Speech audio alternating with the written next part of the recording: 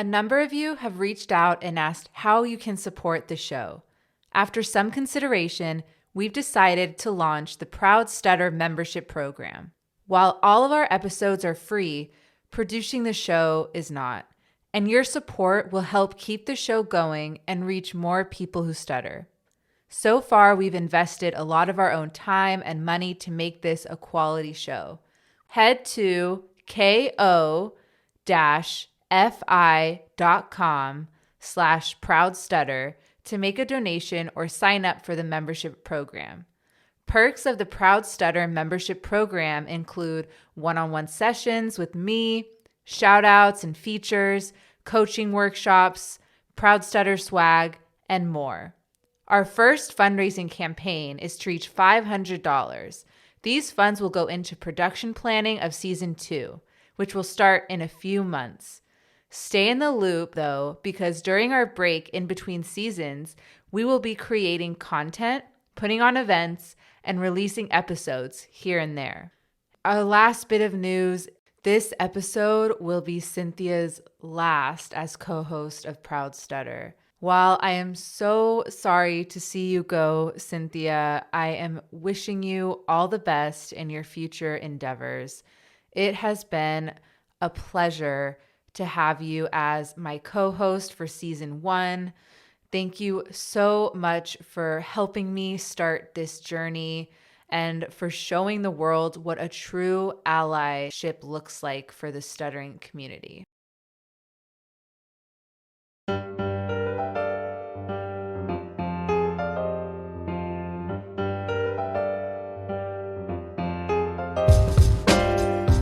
I'm Maya Chupkov, and I'm a woman who stutters. And I'm Cynthia Chin, Maya's longtime friend, and I know nothing about stuttering. And this is Proud Stutter, a podcast about stuttering and embracing verbal diversity in an effort to change how we talk about it, one conversation at a time. Welcome back to Proud Stutter. Today is our season finale, and we have a very special guest from the stuttering community. I'm sure all of you know her because she's a celebrity. I'm so excited to welcome Nina G, the Bay Area's only female stuttering stand-up comedian. She's also an author and a professional speaker. Welcome, Nina. Thank you. It's an honor to be on the season finale. So thank you for having me. Of course. I couldn't think of a better person to end such a fantastic season, our first season of Proud Stutter. I'm really interested in learning more about your activism around stuttering and how you use your platform, both as a comedian and an author and a speaker, as a way to stand up for those who stutter and have disabilities in general. I'm going into my 12th year of comedy, and part of what I wanted to do, aside from doing comedy, which was a lifelong dream and passion and that and all of that, I also wanted to integrate a level of stuttering advocacy and activism in that, both in just like getting the stuttering experience out there, especially from a woman's point of view, and not making it as the stutter is the butt of the joke, but instead the weird situations that you get into because of your stutter and the reactions from others and the barriers that you might experience. And trying to normalize, I guess would be the word, trying to like just get people to know that experience, because the way that I feel is like, yeah, you could have all of the civil rights laws in the world, like the Americans with Disabilities Act. It doesn't change the hearts and the minds. And I think that people need to understand our experiences.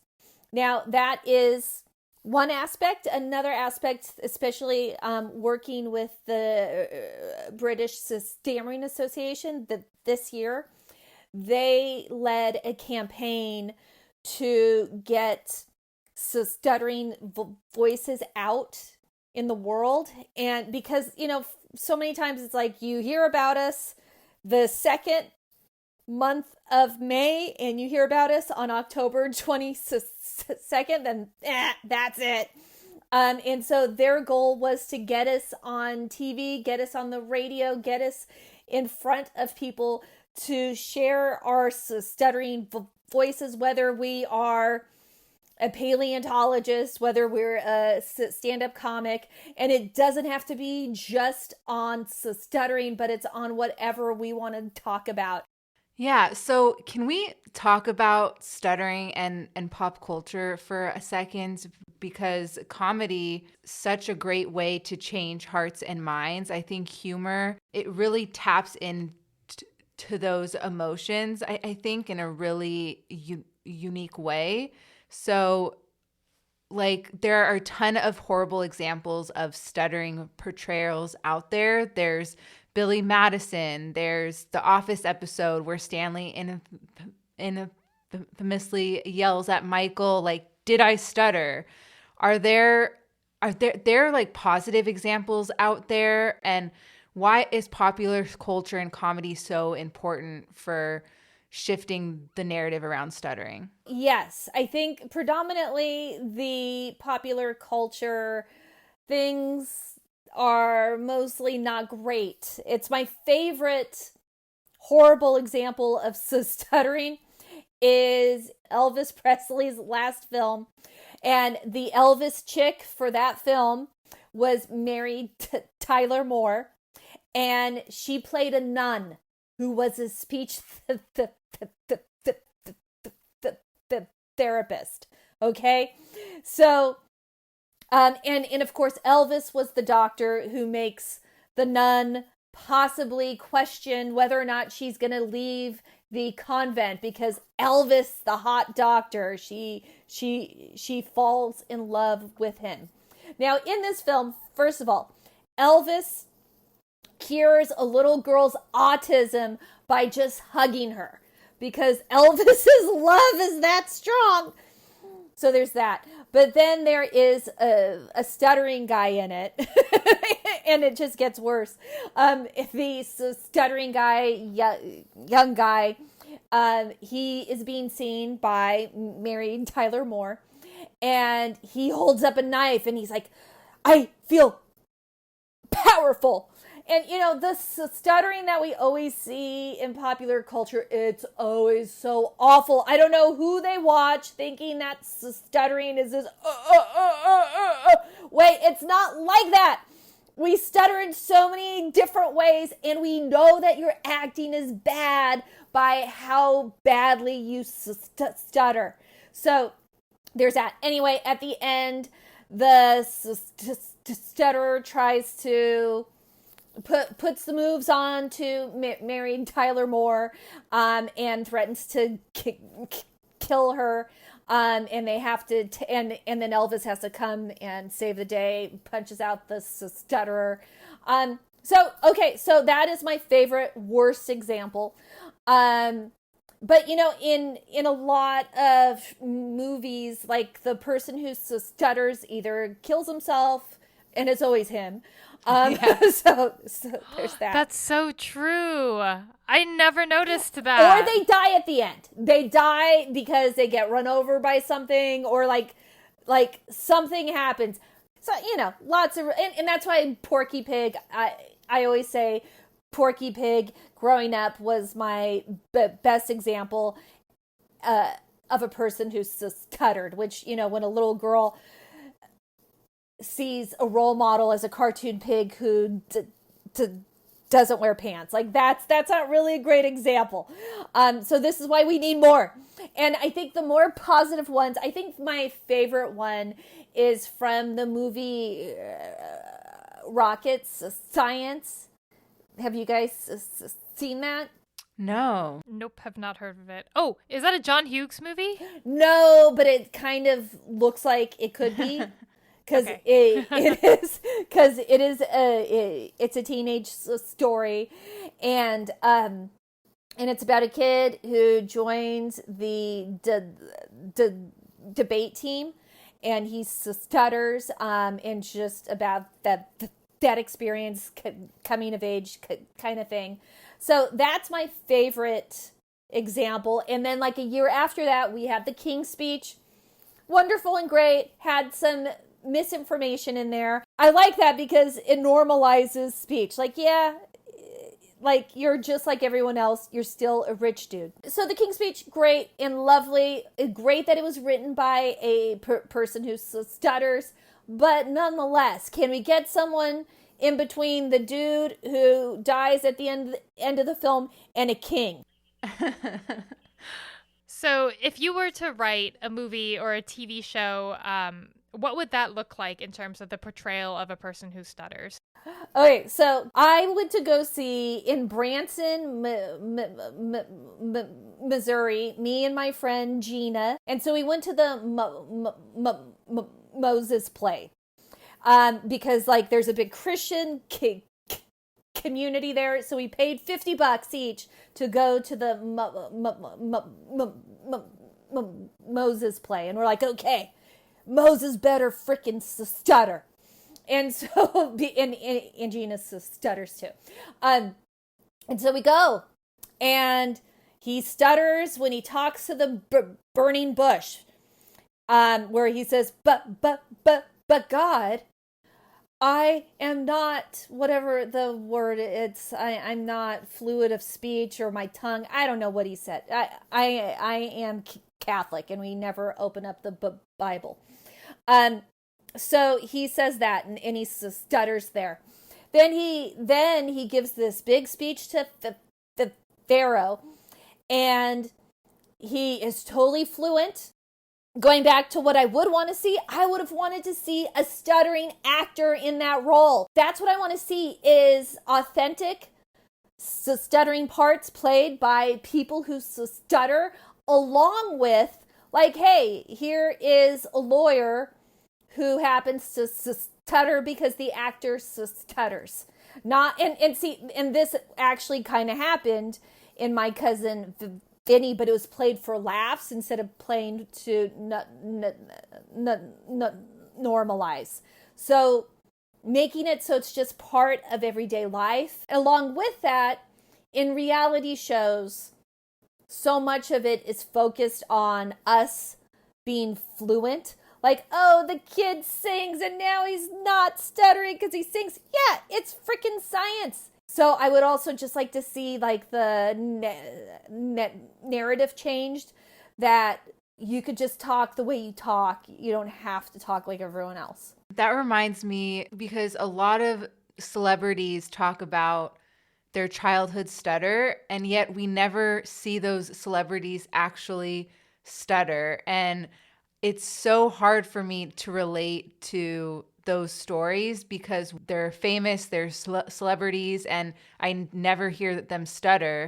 I think a lot of people who stutter are trained to hide it to fit into society, but rarely do we see people like you who are public figures and are unapologetically stuttering. And I think the more of those figures we have, the more people who have been hiding their stutter their whole lives will start coming out of the shadows. What I've noticed in doing comedy, at least in the San Francisco scene, like, you know, comics can be assholes about so many things. They could pretty much, like, the initial response to my stutter is sometimes not novelty, but it's the one place where like where it's like my stutter leads and is forgotten.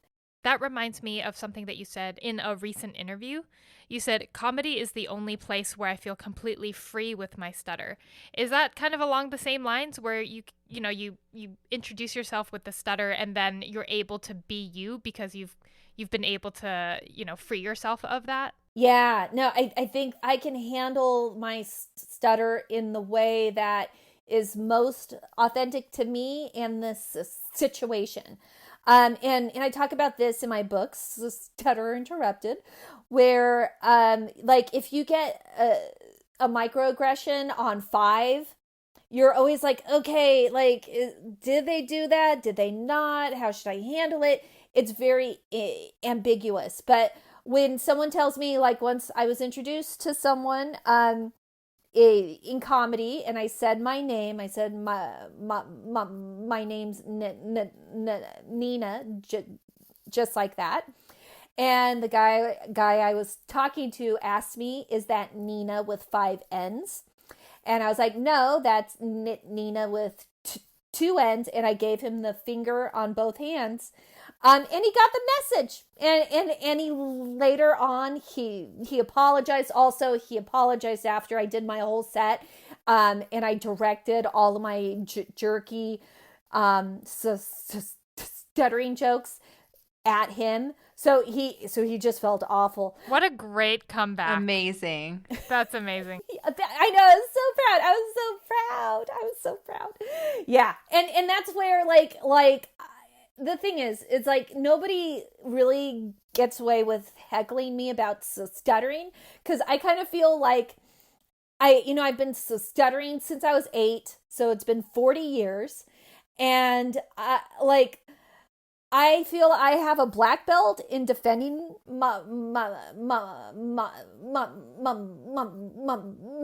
myself. And so I'm just like it's the guy who has a black belt in Kung Fu, and he walks down the street hoping that someone attacks him, because he's just going to go off on him and use all of his Kung Fu.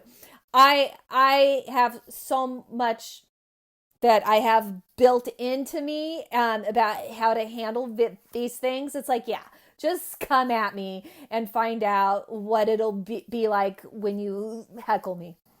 Do you think we're on the right track to eventually getting to a place where stuttering is being talked about more and it's becoming destigmatized? Like, are we on the right path? Well, I discovered the broader stuttering community in like 1989, 90. So that's been a long time. And so back then, I think it was just like being able to gather was a big thing. And then also protesting things that weren't cool. Like there was a sandwich shop in Oakland that a stutterer had gone into to order a pastrami sandwich. Didn't go so well. And so he was made fun of, and the NSP, which was the National Stuttering Project, which then turned into the National Stuttering Association. I think it's important to get to the kids, because what happens is the kids find themselves early. I mean, I didn't know about the NSP till I was in high school, and then I took a big long break, and then came back to it. And like developmentally, you need the stuttering community throughout your entire life. Like I thought when I was 19, I was like, oh, okay, I met a teacher who stuttered.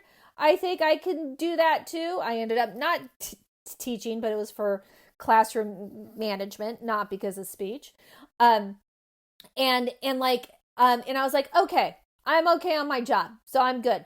No, I wasn't okay, because all of the internalized stigma that I had impacted me in relationships. And I think women especially, we are socialized to make ourselves small. And when you stutter, you get extra small. And that's why my book is called Stutter Interrupted, because I wasn't only being interrupted by other people, but I was interrupting myself. You mentioned that women already kind of get talked over, and then as a female stutterer, I just want to ask, like, have you noticed any patterns with like women in particular in terms of being interrupted and kind of like making them shrink even more in comparison to men? Yeah, I mean, I can only speak from my own experience, which was like, that was one of the main things that I like I wasn't even being interrupted. I was just like holding back. And that holding back was like, I had dated a guy who stuttered, and that was so important to me to have that experience, because I learned, like, I was like, oh, I wouldn't flirt in this way if I was with a fluent guy. And I hadn't done that with my ex of 10 years because I was holding back as if my stutter was ugly, as if my stutter, there's that whole iceberg thing from Sheehan. And for me, and I think this is especially like Italian American Catholic women tend to have some guilt. And like I would feel guilty about having other people sit through my stutter as if it was rude to have them wait. I bet when you are doing these interviews, you get asked a lot of the same questions a lot. So I'm wondering, what question are you tired of getting asked? And then two, what is a question you wish that interviewers would ask you more? I think the thing that, like, it's not, like, a lot of times people will ask me, what's it like to be an inspiration? And what I tell That's such them, an awkward question. Like, oh, well, I just love inspiring the youth. Like, no one is ever going to say that. Yeah, no, and one of my jokes in my act, and this is more when I go clean and it's a disability audience, and the joke is, how many disabled people does it take to screw in a light bulb? And the answer is 1 to screw it in, and 5 able-bodied people to say, you are such an inspiration. Because that's a really common experience we all have, is like, oh, you're such an inspiration for like waking up. You're such an inspiration for like doing this simple thing. It's like, okay, if you really dig deep and really look at my life and you're inspired to change yourself, I'm cool with being an inspiration. So our last question is about a book that you released in February 2022, and you co-wrote it with OJ Patterson. And the book is called Bay Area Stand-Up Comedy, A Humorous History. And I'm wondering if you can give folks a little summary of what it's about. Thank you for asking that. I'm really excited about the book. I wanted to be a stand-up comic since I was 11. Dream died because of the speech. Like when I turned 17, I was like, I don't see anybody who's a comic who stutters, especially a woman. I think that dream is just gonna go away now, and I'll focus in on something else.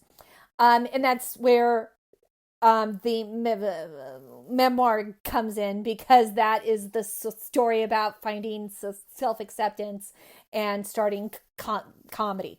Now, the history book, though, really goes back to my love of comedy and focusing in on that, and looking at stand-up in the Bay Area from like 1860, when there was the very first stand-up comic in the United States, because stand-up is an American art form, and the first comic came to San Francisco because the audiences kind of sucked in the East because there was a war, the Civil War. So things were a bit grim. Things were a little bit more happening here in San Francisco. And he loved the audiences. Audiences were great for a long time in San Francisco. And then there was the big change in stand-up, which happened in the 1950s, where Mort Saul and the Hungry Eye basically changed modern comedy. So the book explores the clubs, the comics, the scenes, really focused from the 1950s into the pandemic. And you could tell that, there are little things in there that a disability activist co-wrote this, because you learn that Mario Savio, the father of the free speech movement in Berkeley, was a person who stuttered. And how freaking cool is that? The father of the free speech movement. And so you learn little things about that. Yes. So, I had to slide in those things. Oh my gosh, that's so exciting. Where can listeners find your book?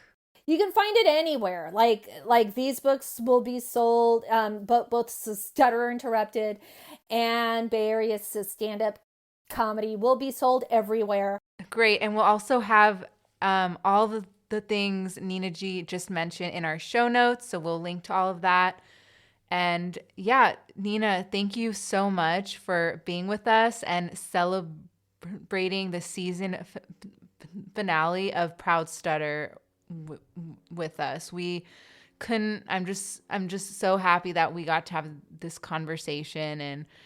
And from one fan, I'm so happy that we're friends and that we get to do all these cool things together. Yeah, no, and thank you and congratulations on this. It was so great to be at your opening on October 22nd. It was great to see so many people coming out and supporting you and the cause. Yeah, thank you so much, Nina. It was great to have you for our finale because we've interviewed so many people over the course of this season, and everyone says that they had dreams that died because of their stutter, and it's just, I mean, you're such an inspiration. Thank you. No, but really, thank you. though, yeah, no, I mean, I think people are going to listen to this and think, she did it, so I can too. Like, why? I mean, at a certain extent, it's like it's only you that's holding yourself back, and I think you exemplify that idea. Thank you. And it's just that, like, those are things that you challenge constantly, because it's not like I don't wake up sometimes and like, I don't want to order the pepperoni pizza, and I make my husband do it. So there are certain things like that. Like, this is an ongoing process and it's going to be our entire lives, but it's because of support in community like the one that you have here, that those are the reminders and the tune-ups that we need all the time. So I appreciate you having this as a platform. And that's it for this episode. I'm Maya. And I'm Cynthia. And you've been listening to Proud Stutter. This episode of Proud Stutter was produced by me, Maya Chupkov. And edited by me, Cynthia Chin. Our music was composed by Augusto Denise, and our artwork by Mara Ezekiel and Noah Chupkov. If you have an idea or want to be part of future episodes, find us on Twitter @ProudStutter. You can also find us at www.proudstutter.com. Drop us a note or share a voice memo. What's your stuttering story? What topics would you like us to cover? And what are you curious about? And if you like the show, you can leave us a review wherever you are listening to this podcast. More importantly, tell your friends to listen too. Until we meet again, thanks for listening. Be proud and be you.